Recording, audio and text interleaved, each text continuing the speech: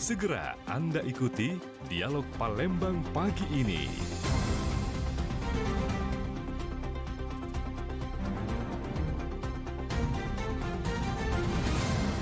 Assalamualaikum warahmatullahi wabarakatuh. Selamat pagi pendengar dimanapun Anda berada di kesempatan pagi hari ini untuk edisi Rabu 18 Januari 2023. Ya, di hari ini kita berjumpa dalam acara Dialog Palembang pagi ini. Dan Alhamdulillah pendengar, di kesempatan pagi hari ini di studio Pro 1 RRI Palembang sudah hadir kedua narasumber kita yang luar biasa, di mana tentunya topik ataupun tema kita di pagi hari ini dalam Dialog Palembang pagi ini adalah mengenai gali potensi, optimalkan realisasi pendidikan. Ya, maksudnya pendapatan begitu ya, iya realisasi pendapatan. Dan saat ini dua orang narasumber yang sudah hadir. Kalau kata pepatah ya, tak kenal maka tak sayang maka tak cinta. Nah, untuk bisa mengenal siapakah dua narasumber yang sudah hadir di studio pada kesempatan pagi hari ini, narasumber kita yang pertama ada Pak Waluyo. Beliau adalah Pak Waluyo SEME. Beliau adalah jabatannya penyuluh pajak ahli media, di mana unit kerja beliau adalah kantor wilayah Direktorat Jenderal Pajak Kanwil DJP. Ya, Kanwil DJP Provinsi Sumatera Selatan, Bangka dan Belitung. Kita sapa dulu. Halo, assalamualaikum Pak Waluyo. Waalaikumsalam warahmatullahi wabarakatuh. Sehat ya Pak ya? Alhamdulillah, gimana Bu? Sehat? Alhamdulillah sehat juga ya. Iya, selain Pak Waluyo saat ini ada juga yang cantik di depan kita. Siapa gerangan? Beliau adalah Ibu Yesi Marseili ya. Jabatan beliau adalah Kepala Seksi Pembinaan Pelaksanaan Anggaran 1 B, Unit Kerja Kantor Wilayah Direktorat Jenderal Perbendaharaan Kanwil DJ PB Provinsi Sumatera Selatan ya. Ada Ibu Yesi, kita sapa ya. Assalamualaikum Bu Yesi. Waalaikumsalam. Sehat Bu Yesi ya? Sehat. Alhamdulillah sehat, itu yang paling utama ya, sehat Iya, ya. betul. Baik deh. Nah ini ngomong-ngomong mengenai topik ataupun tema kita pada pagi hari ini mengenai gali potensi, optimalkan realisasi pendapatan ya.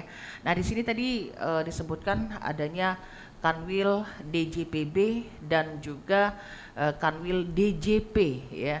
Singkatan unit kerjanya mirip ya.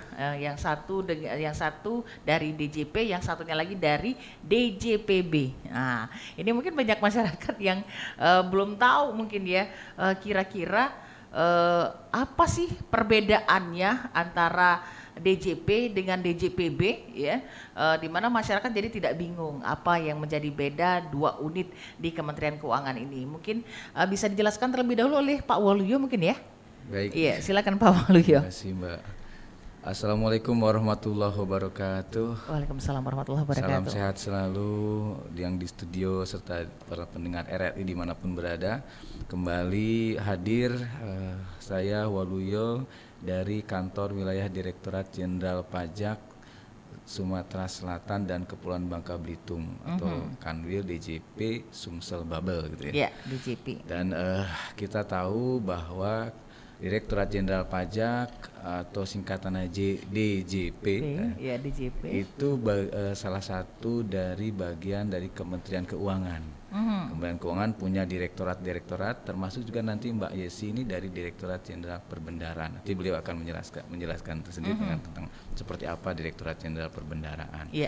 Nah, kalau Direktorat Jenderal Pajak itu yang sering di masyarakat tuh kalau misalkan berurusan dengan NPWP, Oke, ya, NPWP. SPT tahunan gitu ya, pajak tahunan PPH itu ya. Kemudian juga seringannya ada kalau masyarakat berinteraksinya kalau dulu dengan pajak bumi bangunan, tapi kalau sekarang pajak bumi dan bangunan sudah ke Pemda. Oh, sudah ke kurang Pemda. lebih kalau terkenalnya ada kantor pajak ngurus NPWP biasanya. Oh, biasanya Itulah- ngurus NPWP. Itulah Direktorat Jenderal Pajak yang sebenarnya tugasnya ini mengadministrasikan dan mengumpulkan serta merumuskan kebijakan tentang penerimaan negara dari sektor perpajakan.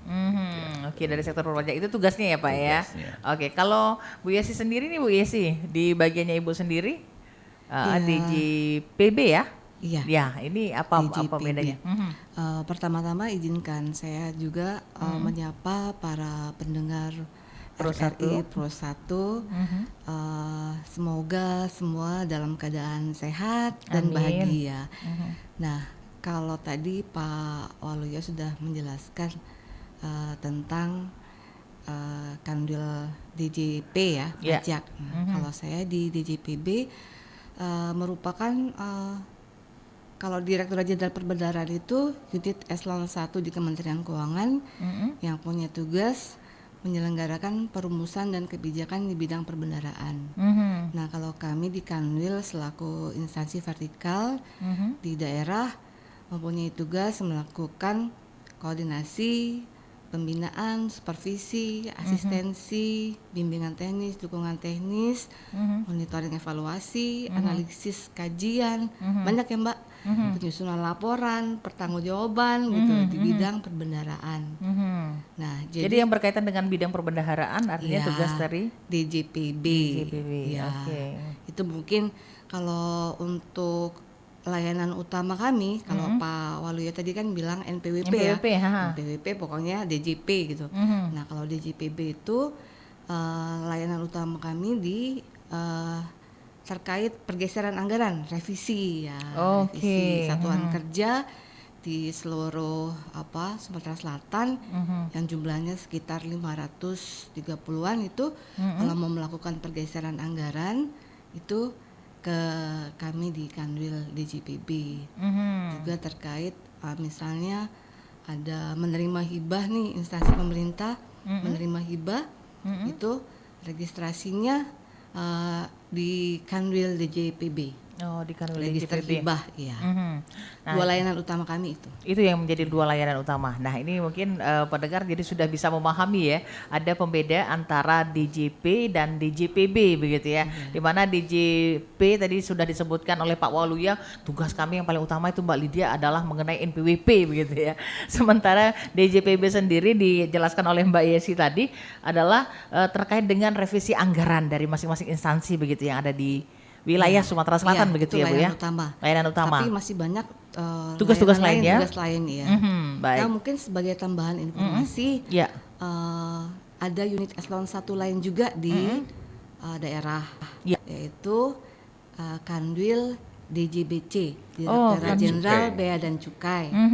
Ada juga Direktorat Jenderal Kekayaan Negara, DJKN. Nah, Ada juga itu Balai mungkin Diklat tambahan juga. informasi ya. Ada juga Balai Diklat Keuangan. Ada Balai Diklat Iya, Keuangan. jadi- Ini tugasnya masing-masing beda-beda ya Pak? ya? Beda-beda. Iya, beda-beda. Tapi masing-masing. kami Kemenq 1 sekarang, Mbak. Kemenq Iya. 1. Kementerian Keuangan itu di daerah ada instansi vertikalnya. Jadi berbeda dengan unit lain. Kalau kami instansi vertikalnya tuh per direktorat. Per direktorat. Iya, dari provinsi sampai ke kabupaten kota tuh per direktorat. per ya. direktorat, aha. Direktorat Jenderal Pajak, di bawahnya Kanwil, kemudian ada kantor pelayanan pajak. Direktorat Jenderal Perbendaharaan, ada Kanwil, ada ada kantor KPPN. PPN namanya, kantor pelayanan perbendaharaan. Bea Cukai, kantor pelayanan Bea Cukai. Kemudian kantor lelang, ada kantor lelang gitu, KPKN. Jadi per direktorat tadi Iya, ya, akhirnya seperti turun ke bawah bawah, begitu ya. betul. Jadi bukan Oke. per kementerian, bukan, tapi langsung per direktorat. Nah, ini untuk fungsi mungkin kan ini kan tadi kan per direktorat ya Pak ya, sampai dengan ke bawah begitu ya. Nah, ini kalau untuk tugas dan fungsi sama saja? Berbeda. Ini contoh kami nih. Ini kami nih dia sisi penerimaan, ini sisi belanja. Ini, Oke. Iya, kami merumuskan kebijakan pelaksanaan tentang bagaimana penerimaan negara masuk ke APBN. Nah, lalu perbendaharaan bagaimana tata cara pembelanjaannya adalah sesuai dengan aturan yang sudah ditetapkan. Gitu. Nah, kalau tadi kan disebutkan dari direktorat nih Pak ya, kemudian ke Kanwilnya, sampai akhirnya ke KPP-nya, gitu ya, kantor pelayanan pajak. Nah, ini tugas dan fungsinya juga sama dengan direktorat itu sendiri atau seperti apa? Berbeda dari macam skalanya. Oh, macam Kantor skalanya. Pusat merumuskan kebijakan secara teknis, secara umum ya. Kemudian Global Kanwil, begitu ya. Kanwil koordinasi antara koordinasi wilayahnya. Seperti kami meliputi 13 kantor pelayanan pajak. 9 di Sulawesi Sumatera Selatan, 3 di Kepulauan Bangka Belitung. Nah, itu yang koordinasinya adalah koordinirnya kakak dari Kanwil. Dari Kanwil, ya. Jadi Kanwil selaku koordinator unit vertikal di bawahnya. Di bawahnya. Kalau Sama juga di Iya, kalau di Direktorat Jenderal Perbendaharaan, Perbendaharaan, Kanwil Sumsel membawahi 5 kantor pelayanan perbendaharaan negara. Ada KPPN Palembang, KPPN Batu Raja, KPPN Sekayu, KPPN Lahat, KPPN Lubuk-Linggau. Jadi ada 5 instansi vertikal di bawah Kanwil Direktorat Jenderal Perbendaharaan Sumatera Selatan. Sumatera Selatan, waduh luar biasa sekali. Jadi artinya berjenjang begitu ya, tugas ataupun juga perannya. Nah, untuk Anda pendengar, kami mempersilakan saja mungkin kalau ingin bertanya langsung dengan narasumber kita di line telepon nanti di 0711 369977 atau bisa melalui WhatsApp Pro 1 di 0821 7927 9090. Nah, sudah tahu tentunya perbedaan antara DJP dan juga DJPB. Sekarang ini kita masuk ke topik terkait dengan penerimaan negara. Apa saja sih yang dimaksud dengan penerimaan negara? Mungkin Pak Waluyo nanti baru dijabarkan kembali oleh Bu Yesi ya. Silakan Pak Waluyo. Ya, terima kasih Mbak Lydia dan para pendengar setia dari RRI Palembang. Jadi penerimaan negara dalam hal ini kita mengacu kepada anggaran pendapatan dan belanja negara APBN ya. APBN kita ini bagaikan sebuah ruhnya dari negara ini lah. Jadi APBN itu bagaimana penerimaan dan belanjanya agar negara ini jalan, kurang lebih begitulah gampangannya. Nah, dari sisi penerimaan atau pendapatan itu terdiri dari ada yang namanya penerimaan dari pajak. Pendapatan negara dari sektor pajak yang terdiri dari perpajakan dan juga bea cukai. Kemudian ada juga dari sektor PNBP, penerimaan negara bukan pajak. Kemudian juga ada penerimaan negara juga dari namanya hibah luar negeri. Dan juga nanti ada dari sektor pembiayaan. Itu dari sektor pendapatan. Nah, dari sektor perpajakan, tentu perpajakan yang dimaksud di sini adalah kalau APBN pajak yang pusat. Pajak pusat. Ya, pajak pusat yang diatur atau diadministrasikan, kemudian dirumuskan kebijakannya dari pusat, dari Direktorat Jenderal Pajak Kementerian Keuangan. Yaitu kita kenal ada pajak penghasilan. Pajak penghasilan PPH ya Pak ya. Ada PPH, pajak pendapatan nilai PPN. Kemudian ada bea materai. Kemudian juga ada pajak lainnya, lain seperti misalkan barang mewah ya, pajak penjualan barang mewah. Nah, itu pajak-pajak pusat. Berbeda dengan ada nanti jangan disamakan dengan pajak daerah. Pajak daerah. Pajak daerah itu seperti kendaraan, kemudian juga pajak pembangunan perkotaan dan pedesaan. Itu yang mengelola administrasi dan perumusan kebijakannya di daerah. Nah, kalau termasuk restoran itu termasuk yang mana? Restoran di daerah. Di daerah. Ya, Oke, pajak restoran. Tapi penghasilannya si punya restoran ke pusat. Ke pusat. Karena pajak penghasilan. Begitu kurang lebih dari pendapatan itu, maka ada penerimaan perpajakan dan bea cukai. Nah, penerimaan perpajakan itu kemarin tahun 2022 itu kurang lebih 78,72% dari penerimaan negara dalam APBN. Jadi sangat-sangat vital ya. Yang tadi disebut dengan ruhnya negara gitu ya. Nanti, tahun 2023 itu naik lagi. Jadi sekitar 79%-an dari seluruh pendapatan negara dari perpajakan. Yang Bapak Ibu semua pendengar termasuk kita ASN ini membayarkan ke kas negara. Ke kas negara. Dan itu untuk kembali ke kita juga ya Pak ya. Pajak kita untuk kita. Baik, ini kita tahan dulu. Pak Waluyo dan juga Bu Yesis, ini sudah ada penelpon kita yang ingin bergabung. Ya, ada Pak Rehan ya. Assalamualaikum Pak Rehan. Waalaikumsalam, selamat pagi. Selamat pagi RRI. Sehat Pak Rehan ya? Alhamdulillah sehat. Alhamdulillah. Silahkan Pak Rehan mau bertanya dengan dua narasumber kita yang luar biasa. Iya, terkait dengan berbicara masa NPWP sampai ke Pak Waluyo tadi ya. Iya, betul. Saya tertarik untuk nimbrung bicara begitu ya. Ya, hampir kalau kita berurusan kemanapun kita ditanyakan punya NPWP atau tidak. Otomatis kita membuat NPWP itu di kantor pajak gitu ya. Nah, timbul pertanyaan sekarang begini Pak ya. NPWP itu kita pengen tahu ya. Kalau kita masuk ke rumah makan, katakan rumah makan apa gitu ya. Ya, kemudian ada pajaknya. Nah, sampai sekarang kita nggak tahu apa pajak yang kita setorkan di rumah makan itu masuk betul apa enggak ke negara. Ini permasalahan itu ya. Nah, ini oleh karena itu bagaimana caranya supaya masyarakat itu tahu bahwa dia makan di sana kemudian pajak yang disetorkan itu ada tertulis dalam NPWP kita itu ya. Nah, ini bagaimana cara untuk tahu gitu ya. Apa dibuat semacam satu situs dari kantor pajak sehingga kami bisa buka gitu kan, kami akses kan lihat Oh saya makan sana sekian ratus ribu, kemudian dibayar pajak sekian gitu kan. Nah kita akan ada semacam satu kebanggaan ya, berpartisipasi, memberikan kontribusi pada negara. Nah, kalau sekarang saya lihat kelihatannya hengki-pengki gitu ya, hanya asal-asalan begitu aja. Mungkin mereka setorkan pajak itu ya ala kadarnya dari rumah makan tersebut kepada kantor pajak begitu kan. Bisa jadi seperti itu, karena tidak tercatat dengan baik dan masyarakat tidak tahu berapa jumlahnya itu ya. Kita sebagai konsumen rumah makan tersebut tidak tahu apa betul pajak kita katakanlah disetorkan kepada negara, kita nggak tahu itu. Nah sekarang bagaimana itu akses seperti ini dibuka secara baik gitu ya, sehingga pendapatan dari pajak, sektor pajak yang dari perorangan ini bisa ditahu oleh publik itu sekian besarnya. Nah sekarang saya yakin memang permasalahan pajak di situ ya tidak ada transparan. Jadi terkait transparansi begitu ya? Gitu kan. Nah kalau masalah-masalah yang lain, mungkin kalau masalah jual beli mobil ini ya memang kita bisa melihat itu kan ada seru pajaknya ya. Tapi kalau yang masalah yang ini agak itu, paling saya kira dari sangat besar pendapatan negara di situ. Terima kasih RRI, sampai jumpa gitu. Baik, terima kasih Pak Rehan. Mungkin bisa langsung ditanggapi Pak Waluyo dan Bu Yesi ya. Luar biasa. Silakan. Nih, aplaus dulu buat Pak Rehan. Pak Rehan ya. Masya Allah. Masya Allah pertanyaannya. Terima kasih Pak Rehan atas perhatian dan concernnya, pedulinya dengan Bapak yang Bapak lakukan membayar pajak. Ini pajak saya kemana nih? Iya, gitu kan, betul, gitu. betul. Dulu ada tagline namanya, bayar pajaknya, awasi penggunaannya. Ya, bayar pajaknya, lunasi pajaknya, awasi penggunaannya. Nah, namun sebelum itu, tadi saya sudah sampaikan sedikit ke Bu Lydia dan para pendengar RRI, bahwa pajak itu ada yang mengelolanya pusat dan daerah. Gitu ya. Kalau untuk pajak pusat, Bapak Rehan bisa lihat informasi tentang perpajakan di www.pajak.go.id. Nah, itu bagi apa penerimaan per harinya berapa dari sektor apa aja terlihat.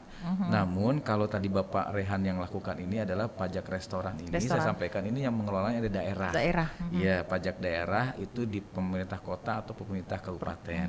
Silahkan nanti Bapak buka situs dari pemerintah kabupaten atau kota, terutama di Bapenda atau DPKAD-nya ya. Nah itu seperti apa pun ya, pengelolaannya. Kami sangat setuju kali ya Bu Yesi dan kalau ada setorannya gitu, transparansinya gitu ya. Sangat setuju dan itu yang kami harapkan. Sebagai warga akhirnya bisa tahu, oh saya makan di sana sekian ratus ribu, berapa pajak yang sudah kita keluarkan seperti gitu ya. Yang kami lakukan nih, sekarang kami kan dipotong di kantor nih.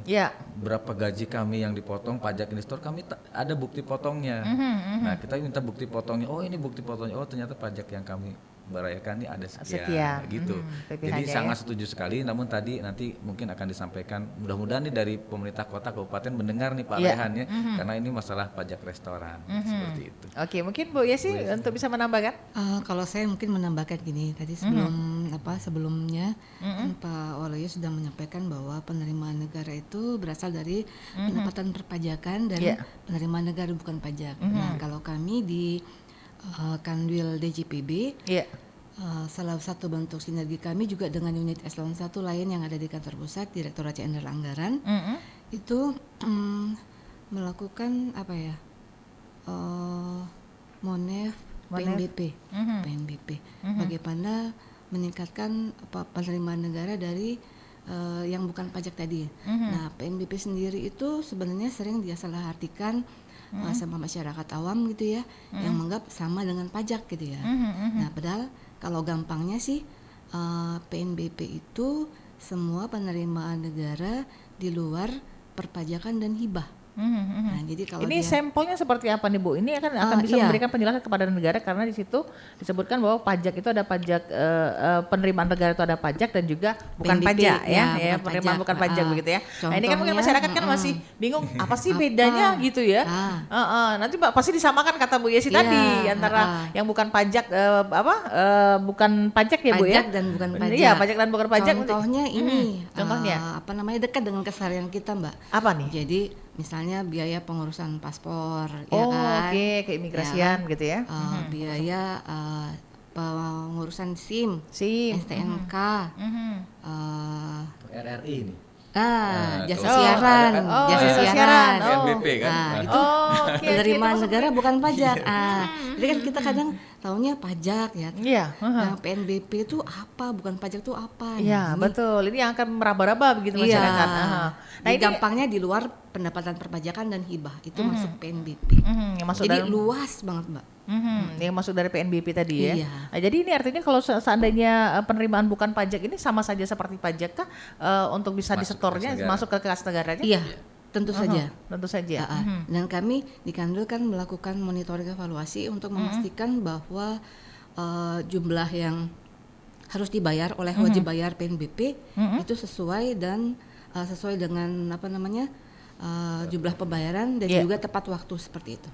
Tepat waktunya seperti itu ya. Oke, baik. Mungkin sebagai gambaran Mbak Lydia, ini juga para pendengar RRI, untuk tahun 2023 mendatang ini sudah ditandatangani oleh DPR dan pemerintah, itu untuk pendapatan negara ditargetkan atau diamanahkan, kalau bahasa kita tantangan kita, challenge kita, itu untuk pajak itu 1.718 triliun. 1.718 triliun itu amanahnya nih. Nah, itu uang semua, bukan Wow, uang. bukan dicampur dengan godong itu kan ya. Nah, untuk PNBP itu 441,4 triliun. 441,4 triliun. Iya. Oke. Dan nanti dari bea cukai itu diamanahkan 303,2 triliun. 303,2 triliun. Ya, bea cukai itu kalau rokok ada cukainya itu kan Bu. Nah, itu ada alkohol itu ada cukainya. Ada cukainya. Kemudian ada hibah 0,4 triliun. Jadi dari tadi 1.718 triliun, tahun depan nih APBN kita nih diamanahkan untuk dari sektor perpajakan. Dari PNBP tadi 441,4 triliun. Semuanya untuk menunjang belanja. Ini untuk tahun 2023 ya. Iya. Ini yang harus dikejar begitu ya, Pak ya. Ya, ditunaikan. Ditunaikan amanahnya begitu ya. Minta doa, kami mohon doa kepada di RRI juga para pendengar semua agar amanah ini bisa tertunaikan seperti tahun-tahun sebelumnya. Alhamdulillah 2 tahun ini kami mengapresiasi penerimaan pendapatan negara ini semua tertunaikan amanahnya. Tertunaikan Tercapai amanahnya, alhamdulillah. Tercapai targetnya, alhamdulillah. 115% balik pajak. 115%. Alhamdulillah. Alhamdulillah. Baik, ini sangat menarik sekali ya, berbicara mengenai pajak, di mana tadi amanah yang harus ditunaikan begitu ya Pak ya. Tadi Bapak juga sempat menyinggung ya Bu Yesi ya, bahwa pajak ini merupakan salah satu roh ya, roh daripada suatu negara, roh daripada APBN gitu ya.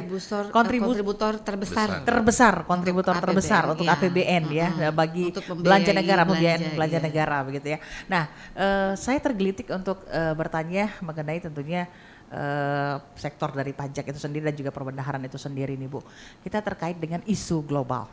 Isu global bahwa ya katanya 2023 ini adalah tahunnya kelam, ekonomi akan seperti apa begitu ya. Nah, ini terkait dengan dari direktorat ataupun pajak sendiri, dari keuangan sendiri, ini bagaimana menyikapi tentunya isu global yang saat ini tengah berkembang yang mungkin menjadi momok bagi masyarakat luas ini Bu. Silakan mungkin Bu Yesi dulu.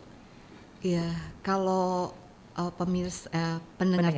pendengar RRI pernah mengikuti kegiatan dialog RRI sebelumnya mungkin ada disampaikan terkait tema APBN 2023. 2023, Nah, itu temanya optimis namun tetap waspada. Optimis namun tetap waspada. Jadi kita harus optimis, jangan menganggap 2023 ini kelam gitu ya. Takut gitu ya. Takut nanti resesi gitu ya. Betul. Nah, kita harus tetap optimis tapi tetap waspada. Tetap waspada. Nah, kalau dari kami di Kanwil Perbendaharaan menyikapi hal ini dengan mulai dari awal tahun ini kita encourage itu seluruh satuan kerja untuk mulai melaksanakan kegiatan, melakukan akselerasi untuk mencapai output dan outcome dengan lebih cepat gitu ya. Lebih cepat. Jadi semakin cepat roda perekonomian bergerak melalui belanja pemerintah, diharapkan juga akan meningkatkan perekonomian supaya kita jangan sampai jatuh ke jurang resesi. Jangan sampai jatuh. Ya. Jadi jangan sampai stagnan gitu ya Bu ya. Jadi kita harus tetap optimis. Tetap optimis. Pak Waluyo silakan mungkin untuk penambahannya. Terima kasih Mbak Lydia dan para pendengar RRI. Jadi emang APBN kita tahun 2023, jadi istilahnya kalau rumah tangga itu uang kita dan belanja kita nanti rumah tangga setahun ke depan ini emang Kalau dalam APBN ada namanya asumsi makronya. Asumsi makro. Iya, kita memandang ke depan itu seperti apa. Iya. Kita sudah antisipasi. Pertama kita lihat nanti pertumbuhan ekonomi itu 5,3%. 5,3%. Kemudian ada inflasi juga kurang lebih 3,6%. Lalu tingkat suku bunga yang Sun 10 tahun 7,9, serta nilai tukar kita patok 14,8. 14.800 gitu ya. Dan juga harga minyak mentah yang kemarin sempat naik turun. Kita ambil tengah-tengah di asumsi ekonomi makronya itu 90 US dollar per barel. Nah, ini menggambarkan seperti yang tadi sampaikan, optimis dan tapi tetap waspada. Optimis dalam artian dengan asumsi ekonomi makro yang tadi kita sudah sampaikan tadi, pertumbuhan ekonomi yang luar di atas dari tahun kemarin 5,3, sekarang kita mudah-mudahan bisa menjadi semacam absorber apa ya? Peredam kejut ketika ada resesi di luar yang kita tidak terkendali dari kita. Contoh, yang tidak terduga begitu ya Pak. Kemarin ada COVID pandemi, kemudian ada perang Rusia Ukraina, kemudian turunnya harga barang tambang dan sebagainya. Nah, dengan asumsi makro tadi yang kita sampaikan, ya mungkin ini seperti ngawang-ngawang, tapi ini justru yang kita yang kita realkan bahwa dengan perpatokan tadi pertumbuhan ekonomi sekian, ada harga barang sekian, harga dolar dipatok sekian, kita coba untuk fokus dan juga tetap waspada dari peristiwa-peristiwa yang bisa mengganggu jalannya asumsi yang kita sudah rumuskan ya. Baik, ini ada pertanyaan kembali dari Pak Iwan Kenten, kita sudah terhubung. Kita sapa dulu. Halo, assalamualaikum Pak Iwan. Assalamualaikum. Waalaikumsalam warahmatullahi wabarakatuh. Silakan Pak Iwan, pertanyaannya untuk dua narasumber. Oke, menarik sekali. Assalamualaikum Pak narasumber. Waalaikumsalam warahmatullahi wabarakatuh. Ini sangat baik sekali ya. Kita sering masalah pajak. Ya, pajak ini kadang-kadang banyak macamnya Kak. Ada PBB, ada juga pajak rumah, pajak kendaraan, pajak apa ya Pak ya? Ada juga yang saya lihat ini PBB nih. PBB ini kan saya lihat kalau di kampung-kampung itu ada yang digratiskan, ada yang bisa bayar gitu Pak ya. Tapi di sini kan Bapak optimalisasinya sudah tercapai, tetapi kadang ini tidak adil gitu Pak. Ada yang gratis, ada yang tidak. Gimana kalau dirata-ratakan semuanya bayar? Jadi ada keadilan sosial gitu. Nah, itu yang pertama. Kemudian yang kedua, saya melihat pajak ini karena dikelola oleh Ditjen Pajak di bawah Departemen Keuangan. Ini kalau bisa tahu berapa persen sih disetorkan untuk negara dan untuk pembagian daerah, karena saya lihat itu sekian persen ada untuk operasional ya, atau kalau dikatakan untuk orang-orang pungut pajak itu namanya upah pungut itu ya. Jadi berapa persen sih yang disetorkan untuk negara gitu. Nah, kemudian barangkali ada satu lagi ya, kalau bisa ya pajak-pajak itu Pak untuk sama rata gitu ya, jangan seluruh, karena pajak ada usaha-usaha kecil menengah kan kasihan kalau semuanya dipajain, ya kasihan nggak berkembang mereka gitu Pak. Barangkali seperti itu Pak. Terima kasih. Assalamualaikum warahmatullahi wabarakatuh. Waalaikumsalam warahmatullahi wabarakatuh. Ini luar biasa, satu orang dengan 3 pertanyaan begitu ya. Ini mungkin nanti bisa saling ini ya untuk Pak Waluyo dan juga Bu Yesi ya. Ini Pak Iwan di Kenten. Pertanyaan pertama adalah mengenai PBB. Pajak Bumi dan Bangunan, katanya di kampung-kampung itu katanya ada PBB-nya yang digratisin katanya, ada yang berbayar. Rasanya ini adanya ketidakadilan dong kalau seperti itu, harusnya berbayar semua dong gitu ya. Silakan mungkin ini untuk pertanyaan pertamanya, mungkin Pak Waluyo atau terima kasih Pak. Itu tadi Pak Iwan. Pak Iwan di Kenten ya, luar biasa semangatnya nih, semangat pagi, semoga sehat selalu Pak Iwan dan kita semua juga. Jadi tadi saya sampaikan bahwa untuk pengelolaan perpajakan itu secara umum ada 2 dari pihak Direktorat Jenderal Pajak, dalam ini pajak pusat, Kementerian Keuangan, ada juga yang administrasi dan perumusan kebijakannya itu dari pemerintah kota, daerah atau provinsi. Nah, termasuk pajak bumi dan bangunan untuk pedesaan dan pekotaan yang tadi Pak sampaikan oleh Pak Iwan ini dari Kenton, itu yang merumuskan dan mengelola tentang kebijakannya serta pemungutannya itu dari pihak pemerintah kota atau pemerintah daerah. Jadi Kementerian Keuangan dalam hal ini hanya kebijakan-kebijakan umum tentang perpajakan secara umum, tapi untuk pajak bumi dan bangunan menurut Undang-Undang nomor 2 tahun 2022 itu masuk ke dalam pajak daerah. Jadi nanti Bapak kalau misalkan ada usul dan saran, dan sekali lagi ini luar biasa kepeduliannya Bu, kami sangat berterima kasih ada rasa ingin berpartisipasi. Nanti bisa disampaikan ke pemerintah kota dan pemerintah kabupaten yang mudah-mudahan pada kesempatan ini mendengar nih dari pihak kota dan pemerintah kabupaten untuk tentang pajak bumi dan bangunan yang tadi disampaikan, ada yang bayar ada yang enggak, itu emang ada kriterianya, ada yang istilahnya dikurangkan atau dibebaskan, itu ada kriterianya, tapi itu semua yang menata aturannya dan melaksanakan pelaksanaan aturan itu dari pemerintah kota dan daerah atau kabupaten ya. Jadi kami hanya menyampaikan bahwa secara global kalau Bapak bertanya tentang pajak penghasilan, itu emang dari ranah Kementerian Keuangan, saya pajak pusat. Jadi secara kebijakan dan perumasannya bisa disampaikan. Tapi sekali lagi terima kasih Pak Iwan menyampaikan itu. Mudah-mudahan dari pemerintah kota dan kabupaten mendengarkan nih. Dari PBB kok sepertinya bukan kurang transparan ya, mungkin perlu disosialisasikan lagi gitu ya. Karena ada yang katanya ada yang bayar, ada yang enggak gitu ya. Baik. Ada aturannya seperti itu. Bu Yesi, ini masih pertanyaan Pak Iwan juga nih Bu Yesi. Pertanyaan kedua beliau begini katanya, berapa persen sih katanya yang disetorkan ke negara? Karena di sana kan ada juga katanya yang untuk ke daerah begitu ya, ke negara, kemudian ada juga untuk biaya operasional. Sebenarnya yang disetor ke negara berapa persen nih kurang lebih nih Bu Yesi? Kalau yang pajak ya mungkin Pak Waluyo yang lebih tepat menjawab. Tapi mungkin saya akan menambahkan sedikit. Kalau terkait penerimaan negara bukan pajak, karena dia punya dua fungsi ya. Jadi fungsi penganggaran, fungsi penganggaran ini berarti dia harus mengkolek penerimaan negara gitu ya. Nah, ada satu fungsi lagi, fungsi pengaturan. Jadi pengaturan ini dalam hal mendukung kebijakan pemerintah. Jadi tidak selalu harus ditetapkan tarif yang maksimal yang tinggi, tapi harus mempertimbangkan kebijakan pemerintah. Jadi tarif itu bisa ditetapkan sampai dengan Rp0 atau 0% seperti itu.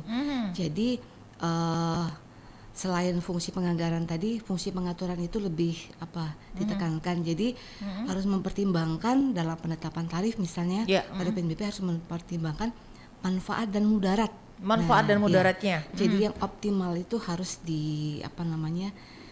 dari kedua sisi tersebut seperti itu.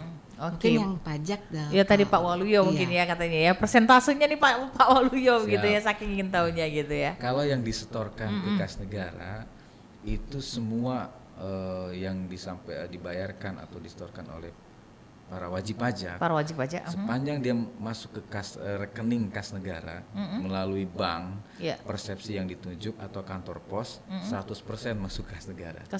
Ya. Nah, masalah tarifnya itu bervariasi lain-lain.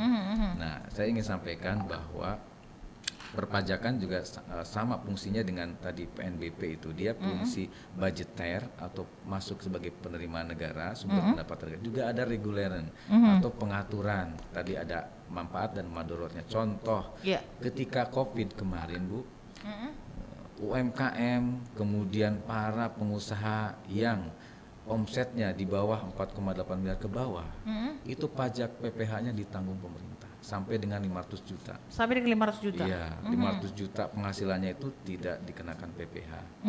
Contoh lain, ada alat-alat yang berkaitan dengan pengobatan COVID-19, penanganan, semua pajaknya dibebaskan.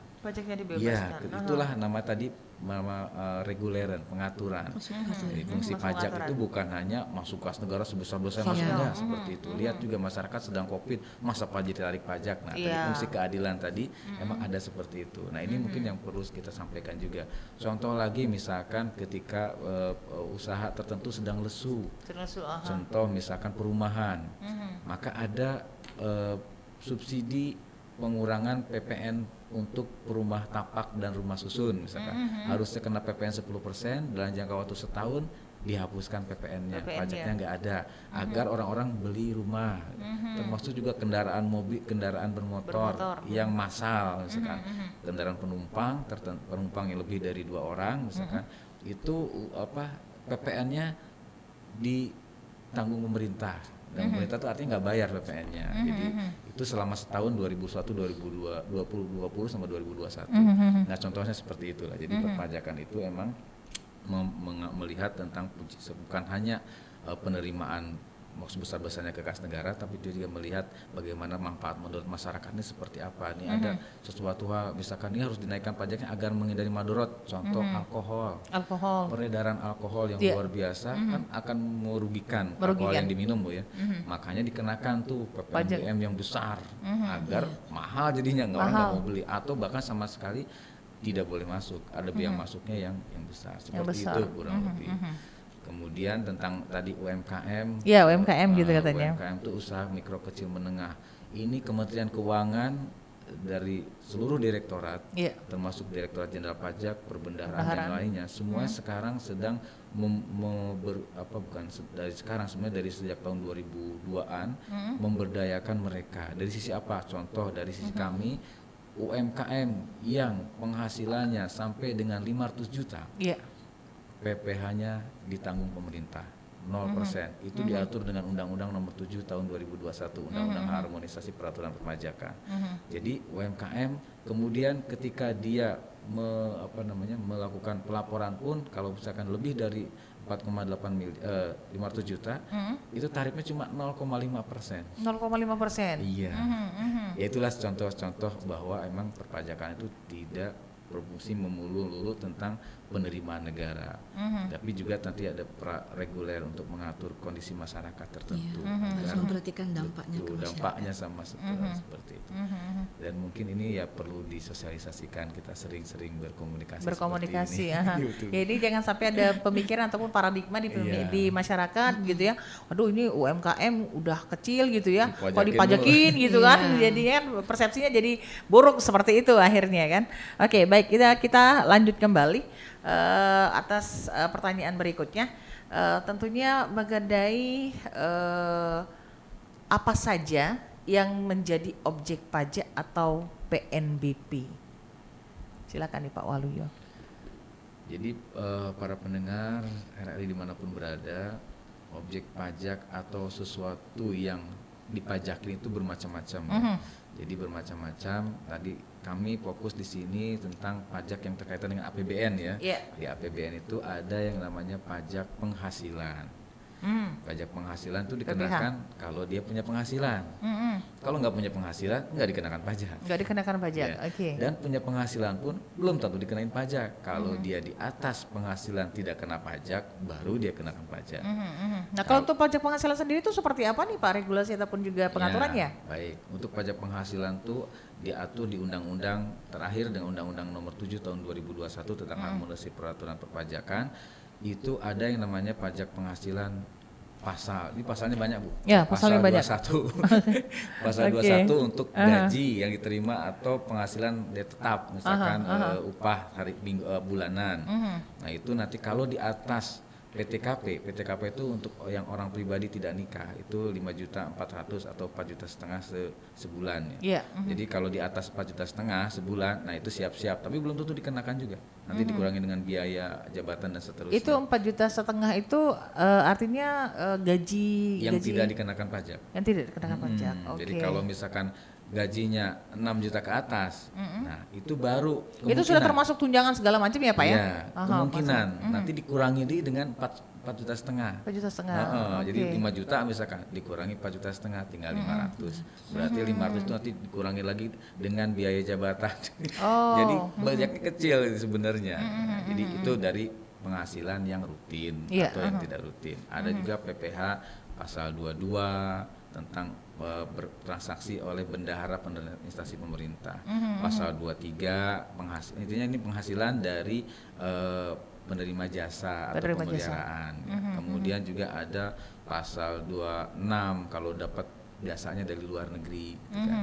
Kalau nggak ada orang luar negeri yang di sini berusaha ada jasanya, dipotong oleh PPh pasal 26 pajak penghasilan. Jadi itu objek pertama tentang penghasilan, ada 21, 23, 24, 25, 26, 29 banyak gitu macamnya Udah banyak. harus ngelotok kering ya Pak ya, apa intinya Insya pasalnya ya. Allah, karena sehari-hari. Iya. Kemudian juga yang kedua ada pajak pertambahan nilai. Pajak pertambahan nilai. Pada ini yang sering bukan sering ya, berkaitan langsung dengan kita sehari-hari ya, karena Seperti ini apa nih pajak pertambahan nilai? Bapak Ibu belanja di salah satu supermarket. Supermarket, misalkan. ya. Ada tuh di situ PPN 10%. Ah. Sekarang 11%. 11% sekarang. Iya, sekarang Oke. 11%. Naik 1% ya? Iya, kenaikan 1% dengan Undang-Undang Nomor 7 kemarin, Bu. Iya. Sejak April 2021. Dan PPN inilah yang yang di masyarakat seolah-olah ini 11%. Kita dipungut 11%, sebenarnya enggak. Mekanisme PPN itu bukan 11% langsung. Ini saya menyerahkan barang kena pajak atau jasa kena pajak langsung kena 11%, enggak. Jadi nanti seperti apa tuh? dikurangi. Misalkan saya beli mobil. Iya.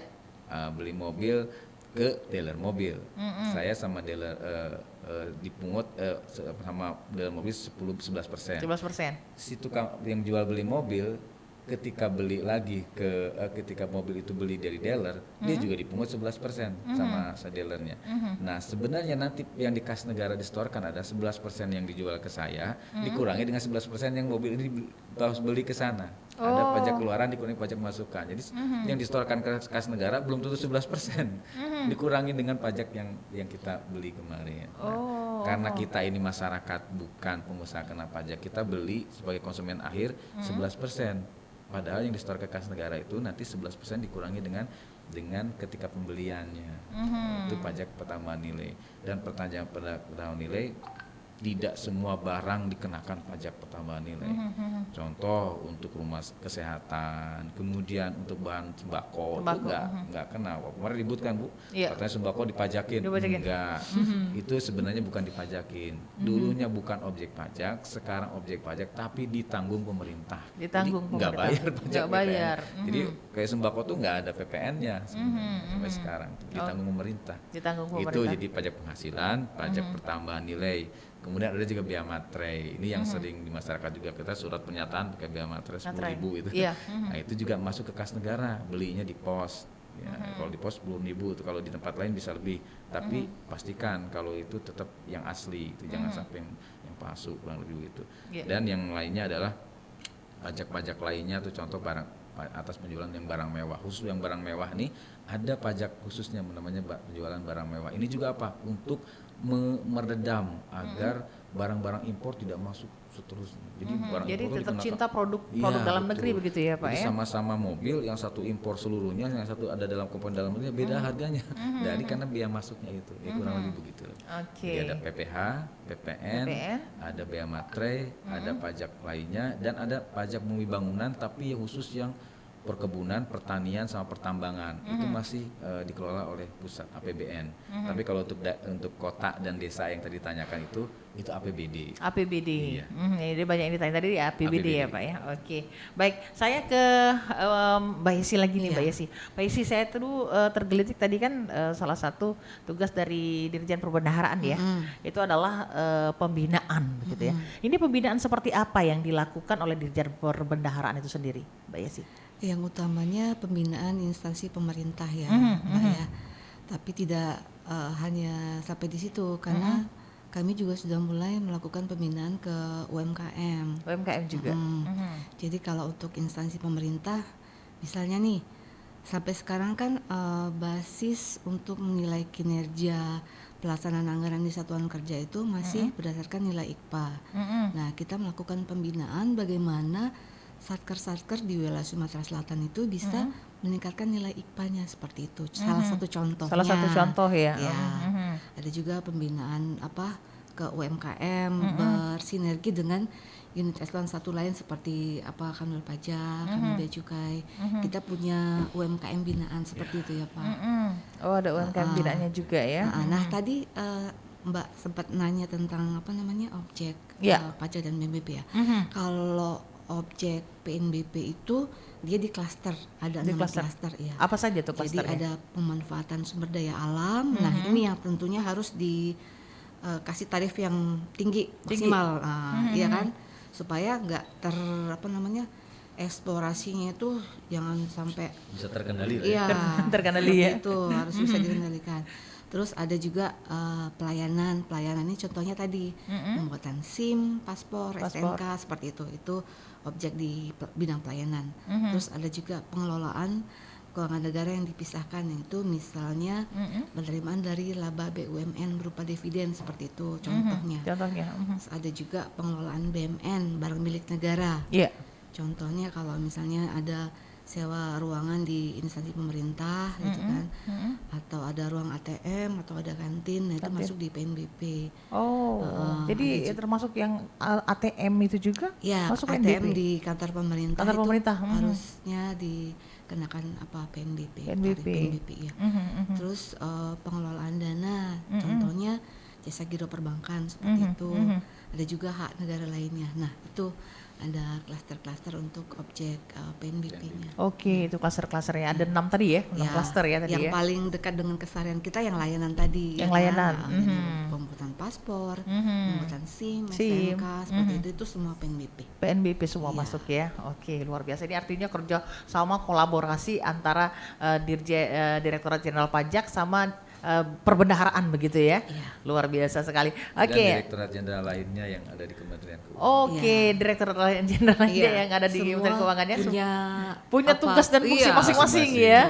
Yang akhirnya sama-sama untuk mendongkrak bagaimana agar bisa APBN tuh masuk ya semaksimal mungkin sehingga bisa dimanfaatkan ya, membiayai negara kita begitu ya. Oke deh. Nanti kita tahan dulu, kita dengarkan dulu yang satu ini dan nanti kita akan lanjutkan kembali. Belanja online memang mengasihkan. Oh iya, aku mau nyari krim malam biar kulit glowing. Mah, Candi Borobudur terletak di mana? Buka internet sayang, googling aja. Kalau Sungai Kapuas di provinsi mana, Ma? Cari di internet, pasti ada. Halo Om. Ayah ada sayang. Ma, ayah di mana? Kan sudah mama bilang, cari di internet sayang. Hah? Ayah di internet? Internet dapat mendekatkan yang jauh namun juga menjauhkan yang dekat. Sudahkah kita bijak memanfaatkan internet?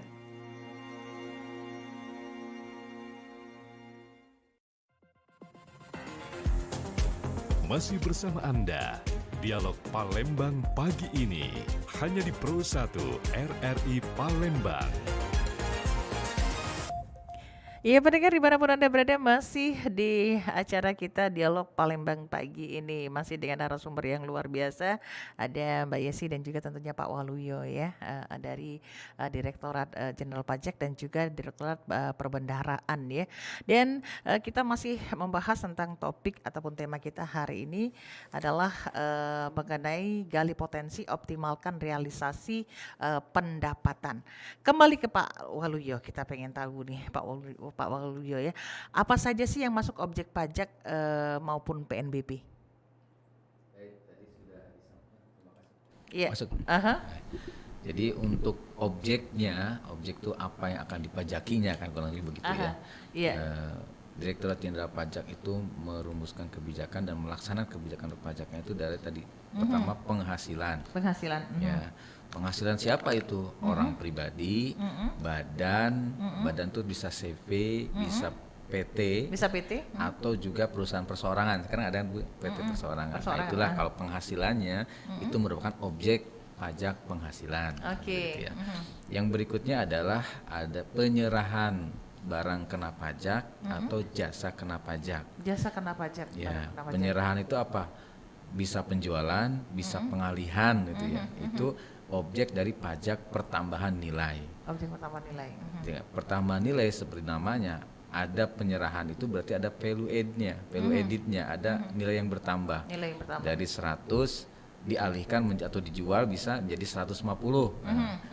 pajaknya dari mana? Yang 150 itu nanti yang tambahannya kan 50 ya. ada 50, tambahannya, iya. Nah, itu dikenakan nanti 11% dari nanti 150 dikali 11% dikurangi dengan 100 tadi pas belinya dikali 11%. Contoh misalkan jadi pajak pertambahan nilai itu seperti itu, adanya penyerahan. Jadi 150 dikali 11% dikurangi 100. Dengan 100 dari dia awal gitu ya. 11% kali 100. Oh. Itulah PPN-nya. PPN-nya. Jadi pajak pertambahan itu bukan sekarang kena 11% langsung 11% misalkan tidak. Jadi ada mekanisme namanya pajak keluaran dikurangi dengan pajak masukan.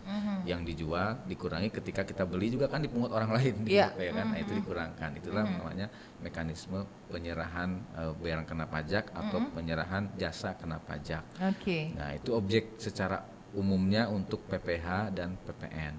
Tapi kalau bea materai apa objeknya? Dokumen, misalnya ada dokumen yang kwitansi di atas 5 juta, tempel, atau surat pernyataan di sidang, tempel. Itu 10.000 ya sekarang ininya. Lalu kalau untuk PBB, dia PBB yang kalau yang Direktorat Jenderal Pajak Kelola itu yang pertambangan, perkebunan dan pertanian yang ratusan ribu hektar gitu. Nah, kalau untuk yang sawah, kemudian juga pedesaan, perkotaan itu sekali lagi dikelola oleh pemerintah kota. Oleh pemerintah kota, begitu. Oke, Ya. baik. Ke Mbak Yesi kembali, Mbak Yesi. Kira-kira dasar penetapan tarif pajak ini seperti apa nih, Mbak Yesi? Dasar penetapan tarif PNBP mungkin ya. Iya, PNBP ya. PNBP. Tentu saja nilai manfaatnya atau memperhatikan kualitas sumber daya alam tadi, Mbak. Terus dampak pengenaan tarifnya kepada masyarakat atau dunia usaha atau alam. Nah, itu pertimbangannya juga. Terus aspek keadilan dan kebijakan pemerintah. Nah, seperti itu dasar-dasar pertimbangan untuk pengaturan tarif PNBP. Karena tadi kan seperti yang disampaikan pendengar kita tadi, Pak siapa yang masyarakat tidak mampu terus dikenakan. Pak Iwan tadi. Nah, Pak Iwan ini ya. kalau kita memperhatikan aspek keadilan tentunya ini rasanya tidak adil begitu ya. Jadi pertimbangan-pertimbangan itu yang harus diambil dalam menentukan tarif PNBP. Makanya sampai ada tarif yang Rp0 atau 0%. 0%. Seperti itu. Kalau pajak sendiri bagaimana, Pak? Sama seperti itu. Jadi ada namanya dibebaskan. Dibebaskan itu tidak dikenakan pajak, tidak ada tarifnya. Contoh misalkan dibebaskan kayak misalkan barang-barang yang berkaitan dengan industri strategis yang itu khusus misalkan pertahanan, keamanan gitu ya. Itu dibebaskan tuh PPN-nya. Iya. Terus ditanggung pemerintah, kebutuhan pokok, kesehatan, keagamaan, barang-barang atau jasa yang berkaitan dengan itu ditanggung pemerintah. Enggak kena juga, enggak ada PPN. Enggak ada PPN juga. Terus untuk UMKM yang penghasilan sampai dengan 500 juta ditanggung pemerintah, tidak dikenakan PPh juga. Nah, kalau yang selebihnya, yang lainnya ya normal, penghasilan badan, misalkan PT punya penghasilan dikurangi, dia dikenakan dari penghasilan berapa, dikurangi dengan biaya-biaya segala macam, juga dikurangi dengan pajak yang dipungut oleh orang lain kan, dia juga dipungut orang lain tuh, baru ada dikenakan 22% untuk badan hukum. Kalau orang pribadi dia bertahap, ada yang 5%, kalau sampai dengan 60 juta dia cuma 5%. Kalau di atas 50 sampai 60 sampai 250 yaitu 15%, dan seterusnya tarifnya itu ada. Jadi tarifnya itu menyesuaikan, tidak semua digebuyah-gebuyah untuk penghasilan. Kalau PPN sama satu tarifnya, 11%. Tapi variasinya banyak. Tadi ada yang ditanggung pemerintah, ada dibebaskan. Jadi banyak juga yang tidak bayar PPN. Jadi bukan berarti semuanya 11% gitu ya, nggak pukul rata gitu ya. Kayaknya COVID kemarin tuh semua vaksin segala macam tuh nggak ada PPN-nya. Padahal kalau normalnya kan itu ada. Penyerahan seperti itu, itulah regulernya untuk mengaturnya. Untuk sehingga ini kan kayak terkait dengan pertanyaan dari Pak Iwan tadi ya. Kata Pak Iwan ini rasanya nggak adil loh, ada yang perumahan atau rumah yang ada dipungut pajak gitu ya, PBB gitu, sementara ada yang nggak dipungut pajak. Mungkin adanya perumahan yang subsidi pemerintah itu kan biasanya pajaknya 0 begitu ya, PBB-nya 0 gitu ya. Untuk rumah tapak dan dan apartemen atau kondominium gitu ya, atau yang kondominium apartemen itu termasuk objek PPN. Tapi Objek. kalau rumah susun, tidak, itu nanti ditanggung pemerintah PPN-nya. Oke. Termasuk juga rumah subsidi pemerintah tuh nggak ada PPN-nya. Nggak ada PPN-nya, iya. Ada PPN-nya tapi ditanggung pemerintah, jadi tetap 0%. 0%, iya. Iya, Jadi nihil ya begitu ya. Iya, gitu. Oke, kita kembali tentunya kita pengen tahu lagi nih ya. Bagaimana kontribusi pajak maupun PNBP dalam mendukung keuangan negara. Mungkin Bu Yesi dulu. Ya, kalau dari PNBP Ya. karena merupakan salah satu sumber penerimaan negara selain pajak tadi. Selain pajak ya. Kita berusaha bagaimana mensupport penerimaan negara yang utama dari pajak. Dari PNBP juga harus membantu untuk menjaga supaya defisit di 2023 ini di bawah 3%, karena Defisit. amanat undang-undang harus sudah maksimal 3%, tidak bisa melampaui 3%. Jadi bagaimana kita menjaga kontribusi yang positif, karena dari monitoring kami dari tahun ke tahun itu selalu mengalami pertumbuhan positif untuk yang PNBP. Jadi harapannya ke depan juga seperti Tetap itu, positif ya? terus tetap positif, tetap bisa menopang APBN seperti itu. Jadi tetap survive gitu ya. Iya. Iya, harus, baik. harus. harus ya. Baik, Pak Ulu ya sendiri, Pak Ulu ya. Kira-kira Kalau di kontribusi pajak. kebijakan perpajakan, kontribusinya ya kalau kita dari sisi persentase untuk 2023 Iya. itu yang paling banyak emang adalah PPN ya, sama PPH ya. PPH itu 54,4% nanti diamanahkan untuk masuk ke kas negaranya. Barulah PPN 43,2%, kemudian pajak lainnya pajak lainnya termasuk juga materai itu 2,3%. Nah, untuk ke depan kita ini akan pertama mengimplementasikan undang-undang HPP yang nomor 7 tadi, terutama sekarang tentang integrasi NIK dan NPWP itu, Bu. Integrasi antara NIK dan NPWP. Nanti itu kedepannya ada single identity number, jadi NPWP, NIK, SIM semuanya harus satu nomor. Nah sekarang dimulailah dengan NPWP itu nanti tahun 2024 nomornya sama dengan NIK. Jadi kalau untuk orang pribadi, NIK saya tuh NPWP saya. Oke, Iya, NIK adalah gitu ya. NPWP. Itu nanti agar agar terjadi sinkronisasi dengan Dukcapil dan Direktorat Jenderal Pajak Kementerian Keuangan. Kemudian juga kita akan menguatkan basis pemajakan dalam artian kita berdoa membuat sistem tadi insentif dan sebagainya agar ekonomi jalan, dan kita tuh realnya tuh Bu di kantor tuh kita pagi berdoa. Tiap pagi berdoa di kantor kami itu bahwa semoga para wajib pajak atau orang-orang yang membayar pajak dengan benar diberikan kesuksesan usaha, kelancaran usaha, sehingga disadarkan mereka bahwa usaha mereka ini ada bagian untuk membayar pajak.